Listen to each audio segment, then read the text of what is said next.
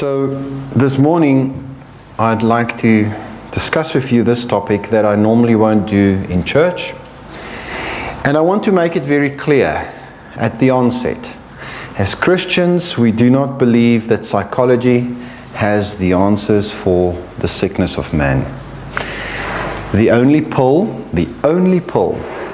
for the sickness of man is the gospel, right? And we are going to use some familiar terms. And I want to relate to you a story or an incident that my wife and I experienced a few years ago, meeting with somebody who's been in a psychiatric institution in this town for more than 10 years. When we visited her, she explained it so well. She said, "Louis, I feel like someone sitting in a box and I'm knocking very hard." And by the way, she said, "I have my own psychiatrist and my own psychologist." And she said, "You know what? They can hear me, but they cannot let me out." And that is so descriptive. So at best, human insights about the condition of the soul of man can describe the condition, but it has no cure. What we do believe as Christians is that the sickness of the soul has its origin in the sickness of the spirit. What we see today and describe as rejection, brokenness, and codependency will be, at the end of the day, nothing else but a study in the behavior of fallen human beings. And that is the approach that we will take today. It is, however, very interesting to study it and to see how it impacts our lives. Now, I've decided to discuss this with you for a reason. I find that there are many people, although they came to Christ, and I do not doubt their conversion, there is still something else wrong. They find themselves caught up in certain patterns of behavior that they themselves can't describe. It is this conflict they have within themselves. On the one side, there is their Christian confession and belief, and on the other side, there's this contrary conduct that they have. It's not always there. It just pops out now and then. Because one of the characteristics of the person who comes out of very particular circumstances described as rejection, brokenness, and codependency is that they have an ability to suppress everything, build a wall around themselves, and they won't even let God in there. And by the way, He by His grace will shine the light of truth and not force Himself on any one of us.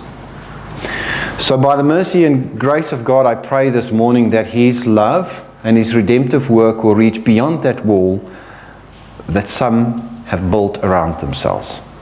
So let's begin.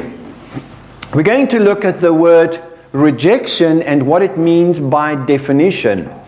And we will work from this definition going forward. When we hear that word rejection, we see the following according to the dictionary. It's the act of refusing to accept, use, or believe someone. The next point, not giving someone the love and attention they want and expect. And number 3, the denial, and this is the one I prefer to focus on, the denial of the individual's need to be loved and to love in return. It's a reciprocal thing. So when there is the denial of love or the opportunity to love in return, people experience it as rejection, right? And we're going to use this definition. Now, where does it come from? Well, it comes from God. I'll tell you why. We read in 1 John 4:16 that God is love. We know and believe on the love God cherished for us, and then it makes a statement.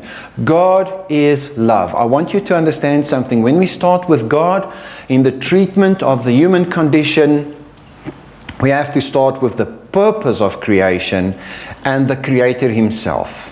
God is love. He creates man in its own image, Genesis 1:26, and therefore He creates man for relationship. First with himself and then with others.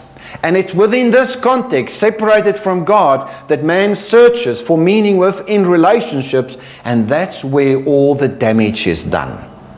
Because we were made to be loved and to love, the frustration of not being loved or not having the opportunity to love in return and being isolated in sin makes men experience what we call rejection.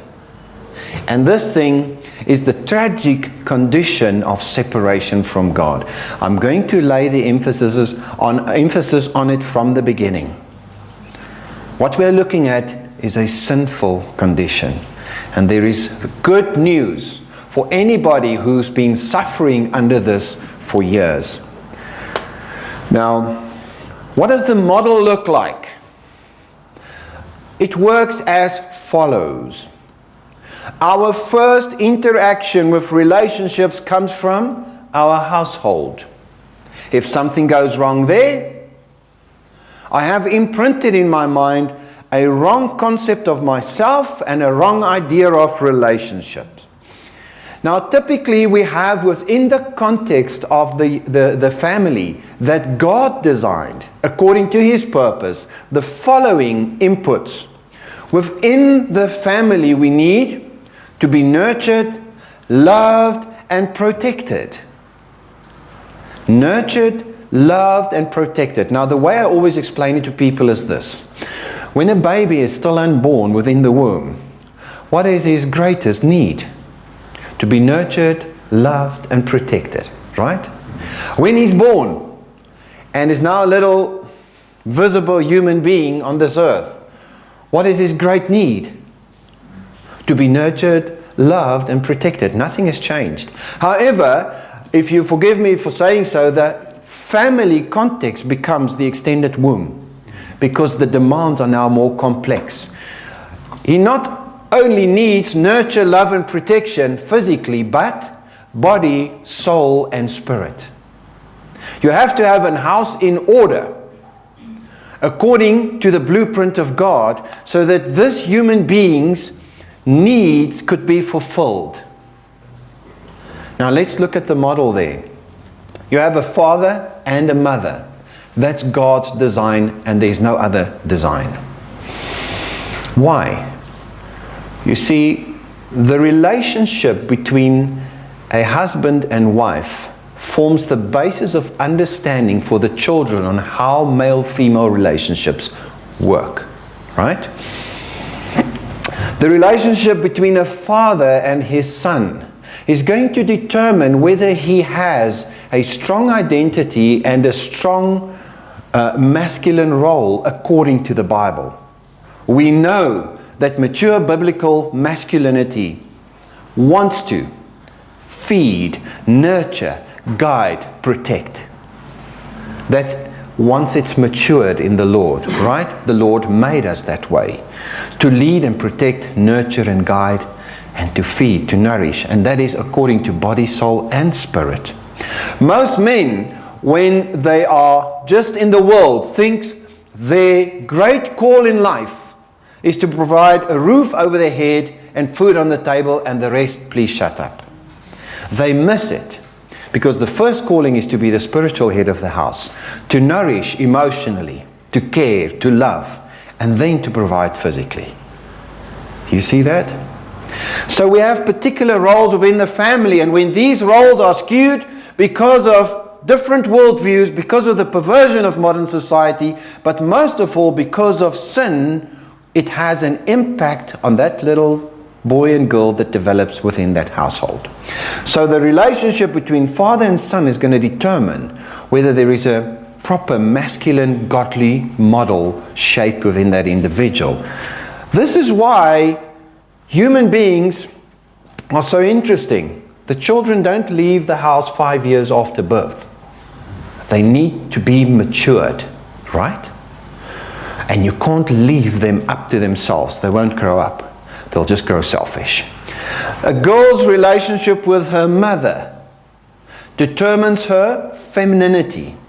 I'll never forget, a few years ago, I gave this a similar lecture at the University of the Free State, and a young girl came to me afterwards. Short hair, jeans and a t-shirt and fellies like a man, and she had a cloth around her breast, tied very tight, and she said she was crying. Because what came out is she realized that her parents actually said they didn't want a girl. They wanted a boy. And her mom rejected her because of that demand that the husband had on her. And she did everything she could to get her father's acceptance, and she became a tomboy. She rejected her own femininity, had a very bad relationship with her mom, and tried to please her father to have his acceptance, love, and approval. And these type of tragic events play out every day in different households. Once the model of the family is destroyed, the children grow up confused and skewed. I need you to understand within this environment what is required. For a proper and godly identity to develop, we need a secure emotional environment. That is an environment where husband and wife care for one another, love one another, live in a constructive, positive relationship, and cares for the children. Now, I'll relate this to you as well. Within a typical household, you have a little girl. Mine's a bit grown up now, but I remember buying her these little ballerina dresses. She loved that when she was small. So I buy the dress. Who dresses her? Me? No, her mom. What did she do directly after that? She runs to me to approve. So the model that God designed was this. Each parent plays a critical role, and the one can't play the role of the other. Single parents don't work for a reason. A woman can't take a man's role, and a man can't take a woman's role. Because within the house environment, the mother gives the emotional security and stability if she's got a proper relationship with her husband. Right?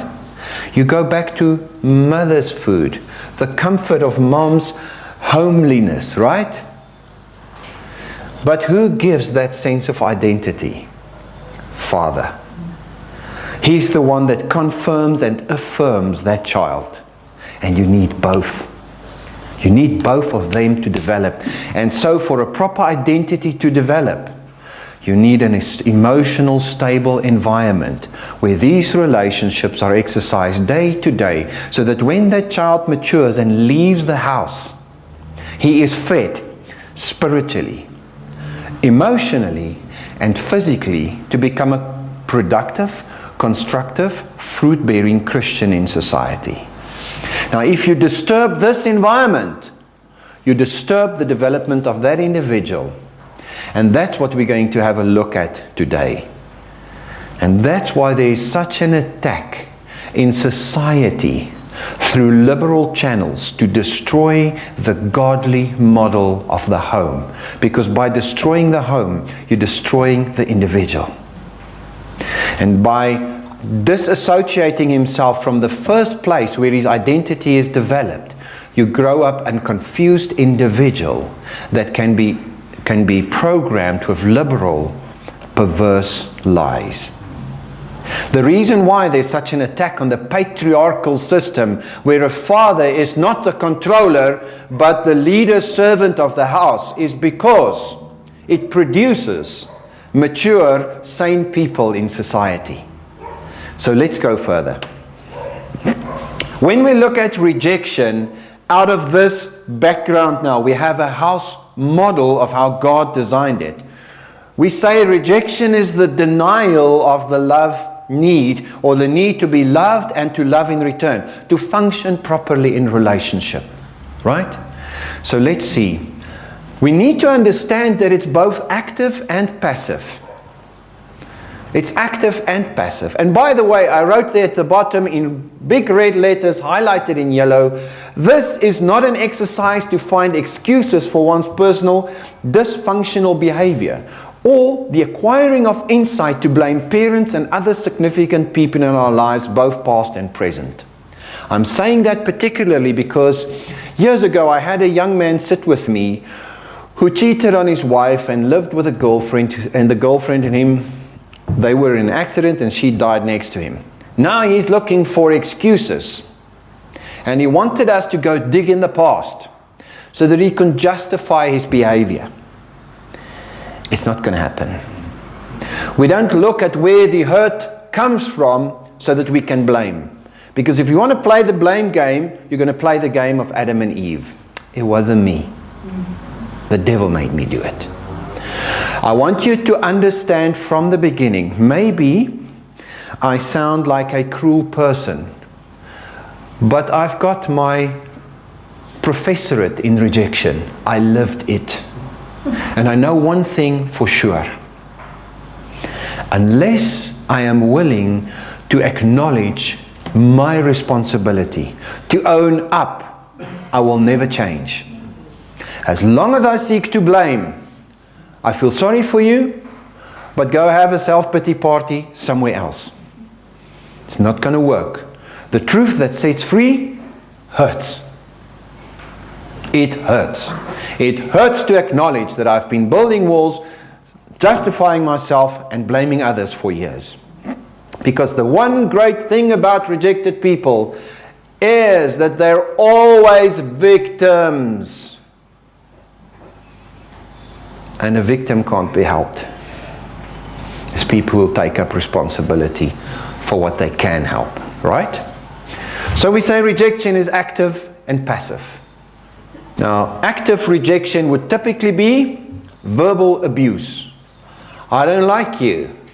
You comb your face wrong. I should have lied on you when you were a baby. Those type of things. Those were typically words I heard myself. Physical abuse and violence. Sexual abuse. Sexual abuse, right? These things are communicated to that child as rejection. Now, the passive forms of rejection would be uninvolved. Uninvolved. You're born, but guess what? You're on your own, buddy. Look after yourself. I gave you life, now do something with it. You know? Absent parents or disinterested parents. The only view you might have ever had from your father was from behind the newspaper at the breakfast table, and after that, nothing. Right? Uninvolved parent, absent parent, disinterested parents communicate something to the individual. I want you to understand that, and I'm going to show it to you just now, when we talk about the development of a person's identity, it's built on 3 pillars. Sense of worth, sense of belonging, and sense of competence. Rejection speaks to all 3. And when I experience active or passive rejection, it starts to write a little program in my mind. I don't belong here. I'm not worth anything. And I'll never achieve in life. And rejection becomes the poison that cripples the individual. It pacifies him into fears and depression and many other things that we are going to have a look at today. What are we doing? We're studying human behavior without God. That's what we're doing. We're looking at the effect of sin done against you, and we're going to look at the effect of sin done by you. Because here's the tragic thing about brokenness. When I get rejected, you know what I do? Instead of going to God, I do things. And the things I do hurt me just as much. And eventually, because I try to heal myself, am I not just only hated or perceivably hated by others, I now hate myself. That's the problem with the rejected person. Now I say that to you because I know I used to be so inferior or suffering from so much inferiority and shame and guilt. I used to put on my own nappies when I was small. And when I grew up and they would go down in the scrum in the rugby field, I would think they were gossiping about me. Okay? Everything was about me. Shame. So, I want you to remember something from the beginning. Blaming others has never led to personal deliverance or change. Before we start, blaming others has never helped anyone.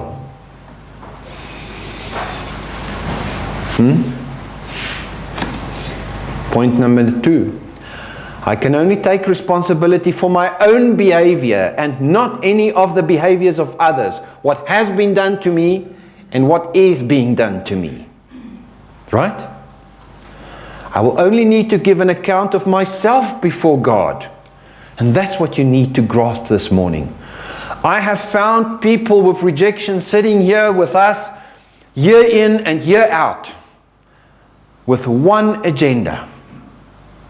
Blaming others, blaming the devil, and blaming God. What other people choose to do or not to do must never determine my own actions.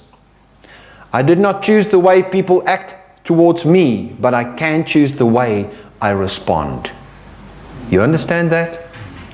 I need you to grasp this. These are the foundational principles of getting out. And we're going to show you how you should respond. Freedom can only come when I call my behavior what God calls it. I'll give you a very crude example. I used to work at an anti-abortion clinic. And I dealt with women who did have abortions, and then maybe the third or fourth one they decided not to. And now they were hurting. But some of them got involved in fornication and lascivious relationships because they come out of brokenness and they need acceptance and comfort and approval. And obviously it ended up in false intimacy. And they justified what they did because of their hurt. Now they had an abortion. So they fixed the wrong with the wrong. And the one girl in particular, I'll never forget, I said to her, listen lady, I've got bad news for you. You might think I'm without compassion, but the greatest love in the world is to tell you the truth. The truth is, if you want to get free from the guilt and condemnation you're suffering from, you have to admit today that what you did is not justified in the sight of God. You are a murderer. Can you acknowledge that before God? Now the response was interesting. Some called me grievously hard and unchristian, but those who heard the voice of God responded and got delivered. You have to call things what God calls it in order to be delivered. What secular humanism and modern psychology has done was to whitewash, justify, and make fallen humanity look good. It will never help. We live in a society of victims where you have to walk on eggs and please everyone, and that's why nobody is delivered. And we as Christians can't fall for the same lie. Lord, what is your perspective on my brokenness? Why do I act the way I do, and why can't I get out of it? Well, the primary reason is because you can't call it what God calls it, because you're looking for other excuses. And this is why it hurts so much. So my objective today is not to hurt you.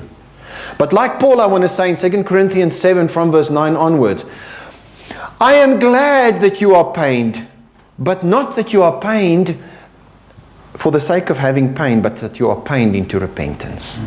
That you can see why you're hurting. And that the Lord can remove that as soon as you acknowledge it for what it truly is. Now, where does brokenness start? From a Christian point of view, we can have only one origin for brokenness. In Genesis 3 verse 6 we see the woman tempted and also leading the man down the same golden pathway of destruction. And here's what happened. With the fall of man, man turned away from the Creator and towards self and created things. Separated from God, man now pursues meaning in life from other people and things. And I want you to understand something which is profound. When a broken person engages in relationship that we call co-dependent relationship, his whole drive is to find healing in a person and not in God. And because his drive is out of self-life and brokenness, that relationship takes the place of God, and it's idolatry. Broken people get engaged in idolatrous relationships because it takes the place of God, because they address the problem in the wrong way. It's self-help and self-healing. And that's why they suffer. So we have to understand that the origin of all human tragedy and brokenness lies in the origin of the fall of man. And what we experience is the direct result of spiritual death and sin. As a matter of fact, I'm going to run ahead of myself because I want to repeat this as often as I can and get this into your hearts and minds. All hurt, and I mean in an emotional sense, that you experience has its origin in one or two things. Sin done against you and sin done by you. Sin, my dear friends, hurts. And that's what you've got to get into your mind today. God has a way out. He has a way out of your brokenness. And we're going to look at that. Now, reiterating what I said previously, I want to make it clear that there is no help when the guilty becomes the victim. And we see that tendency in Genesis 3 verse 7 onwards. I'm not going to read all these scriptures because I want to get to the next point. We know that the way that human beings deal with their own hurt and suffering is hide, cover up, blame others, blame God, blame the devil. That has been the way of coping for humanity. You see, because fallen humanity in its broken and hurting state has one agenda: defend self, justify self. Do you get that? And it's in this whole agenda of self-justification and self-defense that we do more damage than good, and we cannot escape. We are indeed the makers of our own demise. Now, let's get into this. When we talk about rejection and its impact on how we develop and think about ourselves and how we function in relationships, we have to understand that it is a series of events throughout our lives that writes a little program. You know, I always used to say, God has a plan for your life, but so does the devil. He works in the sons of disobedience, Ephesians 2 from verse 2 onwards. And we know that his whole agenda is he's a thief and a murderer and a slayer of men. And he has to bring damage into every human being he possibly can. Destroy the household, destroy the individual, and corrupt society. And so we see his agenda. And I want to touch on that this morning quickly. I'll give you a few examples. It's experienced at various stages of a person's life with an impact on the way a person perceives himself and others. Again, at the back of this sits the development of my identity. Sense of worth, sense of competence, and sense of belonging. Basically, I'm loved and approved, I'm accepted and confirmed, I'm self-sustained and can skillfully cope with life. The broken person cannot. And we're going to look at some of his attributes just now. So these events would typically start off with something like this. I didn't put it on the slides.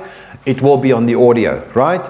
Typically, the event starts with an unwanted pregnancy. The event could start with unwanted sex. I didn't want a girl, I wanted a boy. The event could start with a financial stress on the family. Oh shucks, I met a girl the other day. Her mum called her Surprise. Her name's Surprise. I said, why's your name Surprise? She said, because my mom didn't think I was coming. Okay, so surprise. Surprise. Oh shucks, what do we do now? Financial strain on the family. Immediately what happens? You see, all of us need to be loved, accepted and approved. We need to be nurtured. All spirit, soul and body. And immediately there's a disassociate between parent and child. Remember, this is where it starts. And this is where the enemy starts to write his little program for all of us. And so the story continues. You know, things few people understand. You get something called baby anger. Because psychology, Dr. Spock and his cronies taught parents that, you know what, a child cries because he's naughty. You take him away, put him in his own little room. He doesn't want to sleep just because he's naughty. No, you know what? When a child's small, I just want to tell you, they cry when their bums burn. They cry when they have a wind. They cry when they're hungry. They cry when they have an ache. They cry when they grow teeth. They cry for many reasons because it's all they can do. They can't talk, right? And so parents with their false psychology pushes children away from them, lock them up in their own little rooms and leave them to cry until they fall asleep. You know what you tell them? Their communication is ineffective and it doesn't matter. And that's when you get this very interesting little behavior in young children when they disassociate from their parents, the source of their security and nurture. You know what happens? The dog walks by and they'll attack it, pull out its hair, and we see so very often in young children that aggression is a reaction because of rejection. Right? And this is where it starts. People have their own idea of how it's supposed to work. They don't love, care, nurture that child. Oh no, we're going to do it society's way. But society is psycho. The last time I checked. Okay? We don't do it God's way. The mother feels incompetent. Mother has to work. Oh shucks, we have financial stresses. I'll tell you what, we dump little sissy at the creche. The world will educate and train her. What happens with the mother? Well, most mothers, if they're real mothers, they suffer. But it's the feminist thing, you see. Why should mom be constrained and restrained in her pursuit of her own occupation and prestige and success? I have my own opinion about women like that. In any way, and it's not positive. Anyway, so the program starts over and over again. Young child gets to school, gets a nickname. I'll tell you an interesting story about rejection. Never forget it. I grew up, the first few years of my life, my dad wasn't there, so we stayed with my grandparents. So I got a little box of chickens as a gift. And it's again a very cruel story. And my nephew was there. And we played and he stepped on one of the little chickens and it didn't die. Only its intestines popped out. Guess what happened? All the other chickens saw it and chased him.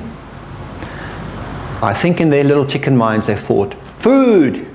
And they chased him all around the house. We had to kill him later. But it left such an impression on me because that's how rejection works. Once the program is written in your mind, you act that way. And it sticks out. And it's as if it attracts flies. It attracts people and they all do the same thing. They pick on you. Right? Right or wrong, guys? And eventually what is left in your mind is, I don't belong here, I'm not worth anything, and I'll never achieve anything in life. And again, Barney's favorite old saying, tired of living, scared of dying. There you are, boom, paralyzed. Everybody picks up on it. You see? It's all because of fallenness. Bad behavior. Now, let's look at it. What does such a person look like? Well, number one, it's a low self-esteem or a nagging sense of inferiority. Never good enough. Low self-esteem. By the way, broken people can never lead, they only follow. Just now they make a mistake, right? Then there's continual self-pity, and I mean continual self-pity. I'll show you something very interesting about this broken person shortly. Hopelessness and sadness. What we found was very interesting. I found it in my own life. You know what is interesting? Broken people tend to cut out of their memory the events that were negative. But the sad thing is, it rules from under the ground. They suppress it. And there are many coping mechanisms we're going to have a look at today that the Lord needs to address in every individual to deliver them. We don't want to live like this. Really, this is pathetic, guys. This is so sad. You can grow old but never grow up because you don't allow the Lord to deal with these things. Now let's go further. There's a constant fear of further rejection and failure. Fear of entering into relationships, fear of taking risk, fear of loving, and fear of failure. There's always negativity and pessimism. You expect the bad to happen. A broken person in a relationship, you know what they do? They come in with reservations. They don't abandon themselves to that relationship. They don't give fully and they don't love fully. They have their walls and their parameters. And they expect it to fail. And if it doesn't fail, they'll make it fail. They fulfill their own prophecies. They will project their negativity and unbelief and destruction onto a relationship so that it's doomed to fail even when it starts. Because they're always negative, always pessimistic, always reserved. They're always passive. Passive. Fluctuating emotional state, extreme emotional expression. You know, because a rejected person with a broken identity is like a grown-up with a child's emotional levels. They're not sad, they're almost completely depressed. They're not angry, they're furious. They're not just happy, they're in ecstasy. Everything is in extremes, right? And very impulsive, so it's always fluctuating. The reason why it's also fluctuating is this, because it's about self. If I get what makes me happy, I'll be happy. But if you trigger the wrong thing in me, I'll be unhappy. So let's make the rule. Always make Mr. Happy happy, okay? So obviously it's immaturity. The other thing with this broken person is a people pleaser. Can't lead, will only follow. What do you want me to do for you so that I get your acceptance? That's the drive of the broken person. It's all feigned. Bear hugs and back slaps and all. Because they want approval. They do everything for approval. And by the way, the worst person you can ever put behind a pulpit is a broken person. Because they'll never teach you the truth. They just want acceptance and approval and public ratings. They're performance driven. They get their acceptance by performance, right? Oh, another thing. They're not good at communication. Very poor communicators. And the one thing they can never do, ask me. My wife had a hard time with this one. Cannot admit any wrong. You know why? Because when I was small, I was a very irresponsible person. When something went wrong, I was responsible. The black sheep, right? He did it. And okay, so I equate acknowledgement of wrong with inferior feelings. So, I refuse to feel inferior. And therefore, there's a rule. We can always have peace. We just need to agree. I mean, you need to agree with me. Then we can have peace. Because I can't say I'm wrong. Next point. Once a person went through a number of these experiences, absent or aggressive parents, uncaring, unnourishing home environment, bad relationships, they will react in a very specific way. Now, I don't want to generalize, and I want to say the two columns I'm going to show you now is not exclusive to a single person. However, and please remember this, most people are predominantly from one group, although they do have characteristics of the other. You know why? Because they're all in a fallen state. But you get two sort of extreme reactions. On the one side, you get the passive withdrawal. Now this one I am particularly fond of and know personally by experience. Okay? Constant introspection. They think themselves to death. Okay? Constantly searching for the reason why everything's failing. Constantly questioning themselves and everything around them. Constantly busy with themselves. It's almost like the Catholic in the monastery flagellating himself. Oh, yeah, no, I'm so unworthy. It's me. I did that. You know, they just carry on and on. Then, of course, great self-pity. This person loves to play the victim. It wasn't me. Look at what they did to me. I couldn't help it. Anybody could see. I'm on the receiving end of this. Why are people so cruel to me? Why do they hate me? Everybody hates me. Nobody loves me. I used to sing that song in Afrikaans. Ek is 'n eensame krokodil.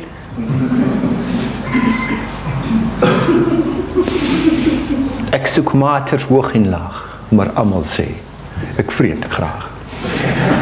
Constant introspection.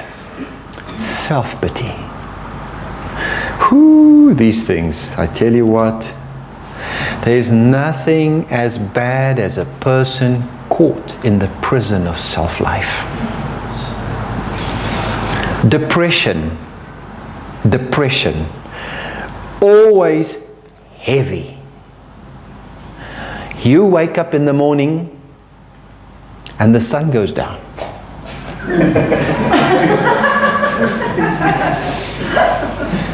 Apathy. I almost want to say apathetic. Okay? I don't care. I'm not involved. Whatever it'll be, will be. Que sera, you know, whatever. Apathy and passivity.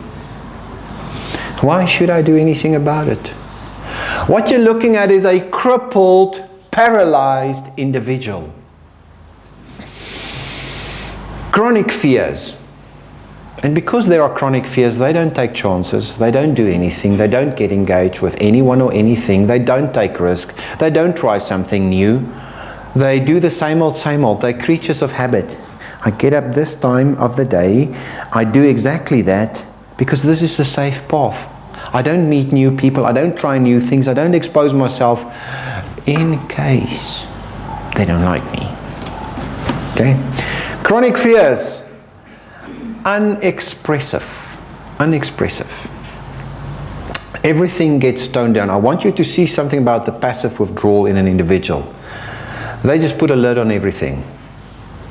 Just dampens everything. They obviously are discouraged. Why? Because I've got failure in the past and fear for the future. That's not difficult. So why should I try anything?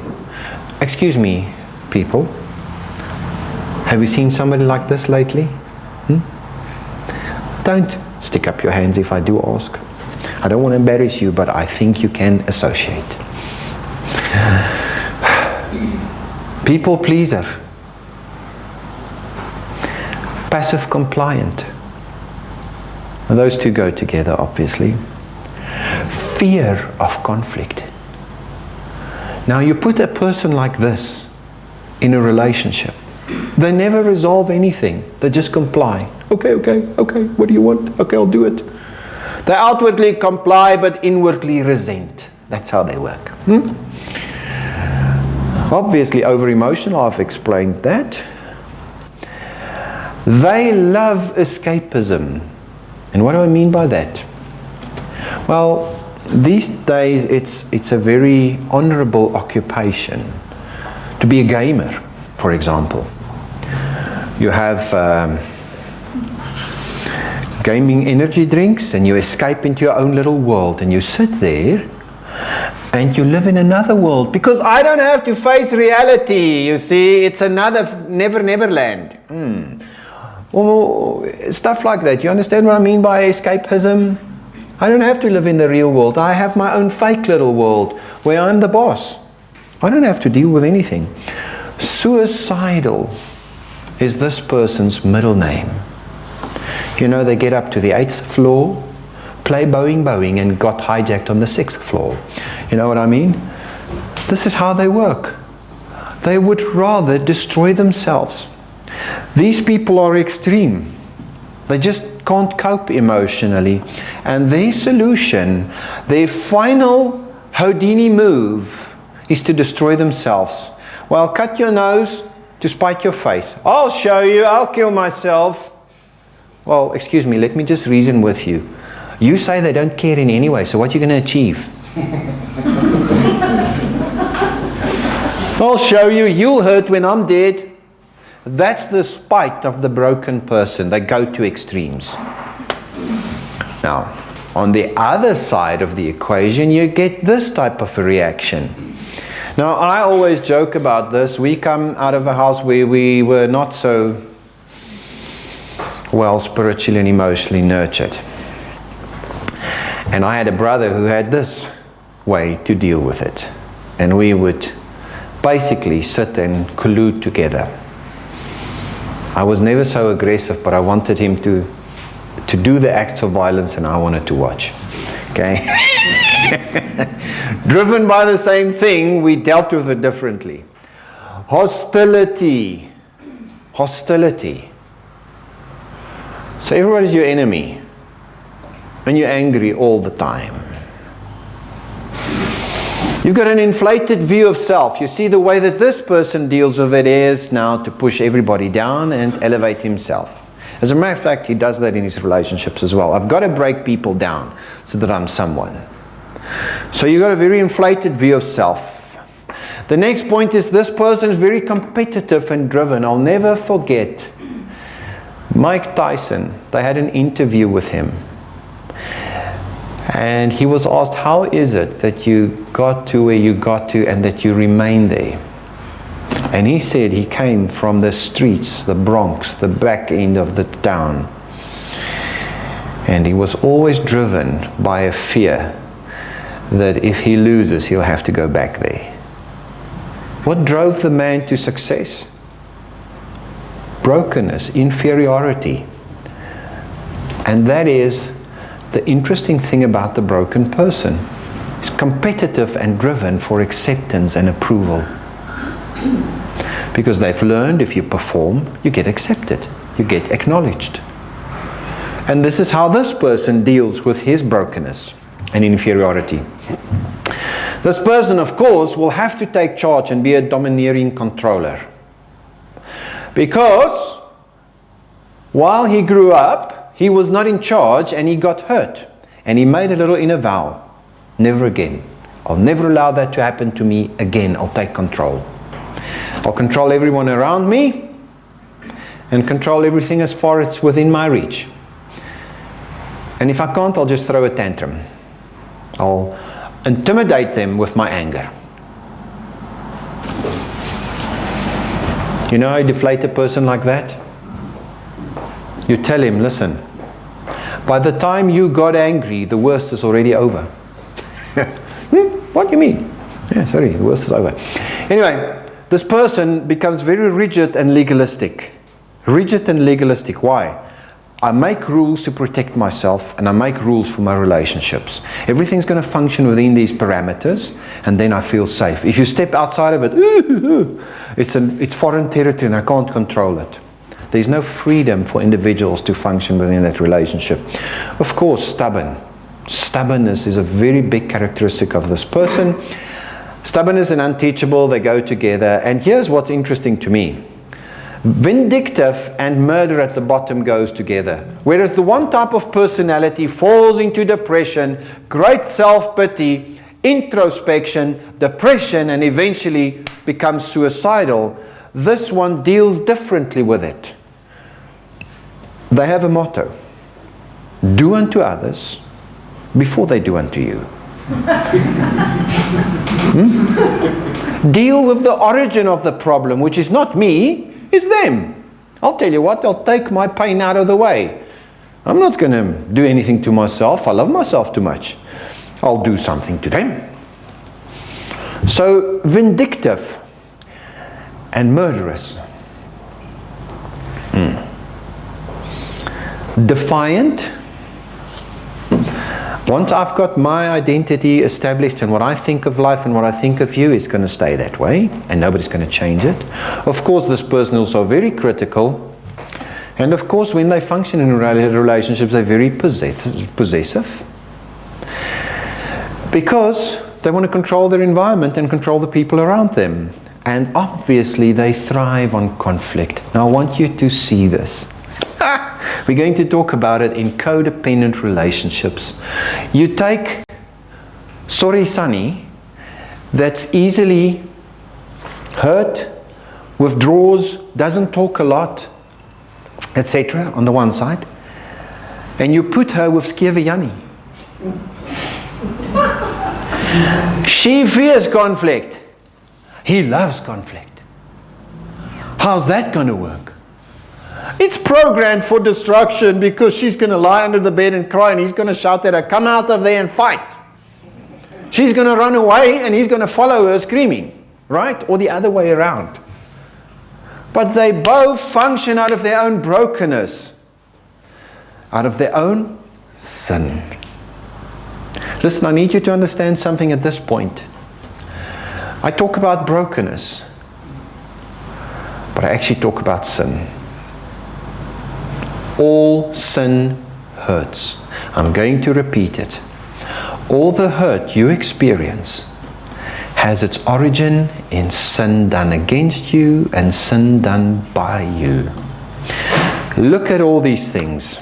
We've got two columns of reactions, and I want you to see what it's called from God's point of view. The fruits of the flesh. Let me explain something. When you see this, you see the following. My next picture is a man, a little man, you see there in the top left-hand corner? He's punching the other guy in the face. Now, what is the point I want to make about that? If you and I are sitting here having a quiet conversation and I get up while I'm talking to you about nuclear physics, and I've got one of those industrial boots on with the metal toe cap, and I give you one on the shin like you've never had it before. I mean, I give it to you. Big kick. Like I'm Nas Botha. And you cannot believe it. It's for the first time in your life you see a bone swell. I just go sit down and I carry on talking. What can you hear? Zilch, nada, nothing. You hear only one thing. Foop, foop, foop, foop. You get preoccupied with the hurt, right? You can't hear anything else I'm saying. You're preoccupied with your hurt on your shin. Does my story make sense? Let me explain. All rejection leading to a broken identity feeds self-life. It makes a man even more self-conscious. You're self-conscious to start with in your fallen nature. Romans 5:12.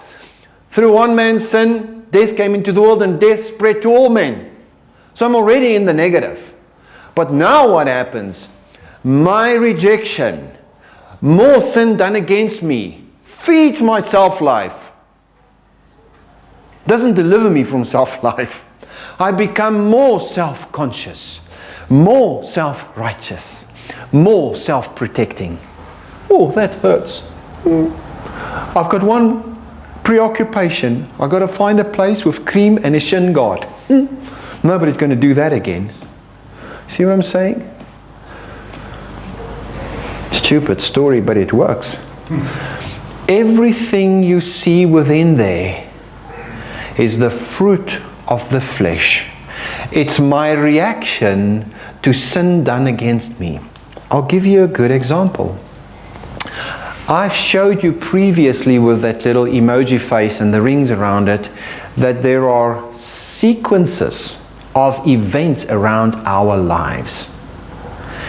Everything is an interaction with a person, right? I got whacked with electric cables or a horsewhip. I felt it was unjust. Event. I felt my parent vented his anger on me instead of giving me a righteous whipping for something I really was guilty of. Right? No, I just got whacked because they were angry. They were fighting. I got into the middle of it and I got the hiding. You know, somebody sees something of a characteristic or a personal physical trait and I get branded with a name. It's an interaction with a person. I personally remember an experience. I couldn't believe it when God dealt with me. I was in primary school and the headmaster forced me in front of the school to do something in a play without a shirt, and I felt so humiliated. Funny. And I'll never forget it. I hated him until I was at university. I thought, one day I'll grow up and break your nose. Really. He forced me, didn't ask me nicely. It left a scar there. You know what I had to do? It left me with a scar, and it left me with a feeling of inferiority. I was humiliated in front of everyone. And it just added to all the other things. And it just made me feel worse. Right? And I had to go deal with that because it was sin done against me. They weren't right.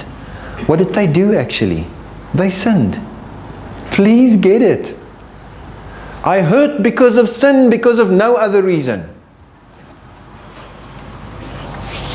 As part of the fall, all unregenerated human beings are born selfish. One of the deadliest results of rejection is that it makes man even more self-conscious and selfish. I wrote there in the top right-hand corner in small letters, I actually have to highlight it in big letters. Preoccupation with hurt. Listen to me, my dear friends, this morning. Preoccupation with hurt leads to inability to see one's own faults and sins. I'll give a good example.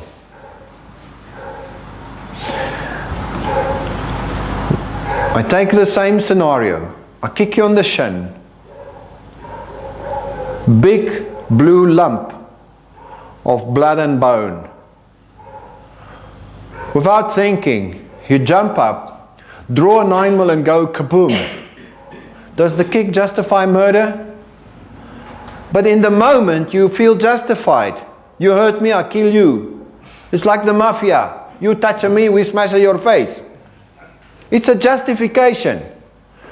All sin makes me preoccupied with myself, and now it makes me blind to my reactions and blind to my own sin. It makes me justify everything.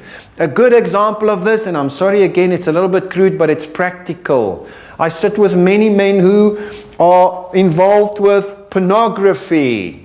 So they have a very bad relationship with mommy at home. There is no relationship at all. And what do they do in bitterness? Well, she doesn't make me happy. I make myself happy. I hope she catches me and I'll show her something. You see what I'm doing because you don't want to live in a good, healthy relationship with me? Help yourself. I hope you hurt now. You see? Excuse me, what did you just now do? That thing's called, what? Adultery, isn't it? What does Jesus say in Matthew 5? What did you just do now? No, you don't understand. She hurt me first. Therefore, what I do now is justified because I've got to get back at her. And I hope it is a bigger jab than what she gave me. So all preoccupation of hurts leads to inability to one's own faults and sins. There is now a preoccupation of hurt and all kinds of self-help, self-defense, and coping mechanisms. This is what I want to get to. We're going to carry on just now. The hurt person also justifies his own sin, since his hurt makes him entitled to a reaction and escape that the Bible defines as selfish and sin. Please have a look at that. There's no other way to help people. Do you know what? There's only been one remedy, and that's the gospel. Because there's only been one origin of hurt and pain. I want you to understand today that although we might use some secular terms, they all describe just one thing. I've showed you just now in the reactions to rejection. The whole list of things can be summed up in Galatians chapter 5. The whole list. If you have the word of truth, Jesus said, John 8:31-32, if you remain in my word, you'll know the truth, and the truth will set you free. What will you find when you see the truth? You will find within there that you are manipulative, that you are divisive, that you are angry, that you are selfish. And there's just one remedy for that. I can't help what people did to me, but I can help how I choose to respond. And I can help what I choose to do towards them. And there's only one thing I can do, and we're going to have a look at it today. This is the summary. All emotional hurt within the context of this discussion originates from one of two sources: sin done against us and sin done by us. Man separated from God is self-seeking, self-conscious and sinful. The broken person is the direct result of the fallen Adamic nature within each unregenerated human being. And I want to, just for this session, end off before the break with this picture. This is what it looks like. Ugly face, eh? You see that little man pulling a cart. Because we can define things for what the Bible, as the Bible defines it. It's nothing but sin. And he's pulling a cart. Have a note at the direction he's looking at. Do you see he's not looking forward? He's going one direction and looking another. So he's looking at the past while walking with his back to the future. Because he's pulling a weight that you cannot possibly pull by being turned around. On that little cart there you could see sin, failure, guilt, bitterness and depression. That leaves him with a reference of failure, sin and regret in the past. But it also leaves him with an expectation only of failure, disappointment, hopelessness and purposelessness for the future. Can you see that? This is the state that most people find themselves in. There's an obvious solution to this. Just leave the cart, buddy. And just release it. And I'll tell you something, we're going to get to that a bit later. Once you're in this state, I have another story for you, and then we take a break. It's this. This broken individual is now going to engage in relationships, right? But it's the story of the man lying too long in the sun. Have you ever done that? Have you ever done that? Okay, so you fall asleep accidentally in the sun. You wake up a few hours later, you had no tanning lotion. I once saw that at a Tix Yule event. A drunk guy fell asleep the morning when we were off I was playing in a band. We got back by 1 o'clock, he was still lying there, but he was medium to well done. Had no shirt on, was lying there in a Speedo. Not a good sight. Now, if you had the experience of being burned in the sun, have you ever taken a bath after that? Now, of course, you want to take a bath because you're also smelly of perspiration, right? And you've got to get yourself clean because you get that pink ointment you got to rub on. Rub. What happens if you take your sunburned, medium to well done body and put it in a lukewarm bath of water? What happens? Can anybody tell me? You roast. You burn. Question. Is the water really warm? No, you are overexposed. That's the story of the broken person. He's overexposed, and therefore normal circumstances becomes abnormal to him. So you have to tippy-toe around him. He can't cope with normal relationships, normal stresses, normal things that happen to normal people. And one thing he does, you'll note there on the left, he's got a little pair of glasses on. Now if I take those glasses, they've got dark blue lenses, and I put it over your eyes, what would you see? I say, hey, look, the green curtain. What would you say? No, it's not green, it's bluish green. I say, no, man. Okay, I'll tell you what. Let's look at the whiteboard. And you say, no, it's not white. It's light blue. Everything is now tinted for you because you got blue glasses on. So it is with the broken person. Everything is perceived through the glasses of brokenness. Every person's conduct is misinterpreted. Every relationship is twisted by their own perceptions. And every normal circumstance is misinterpreted because of personal oversensitivity. As I made the point earlier, the broken person is even more self-conscious. You take this person, you put him in a relationship, you have brand new troubles. Let's just take a break at that and we carry on with rejection, broken identity and codependency. Thank you.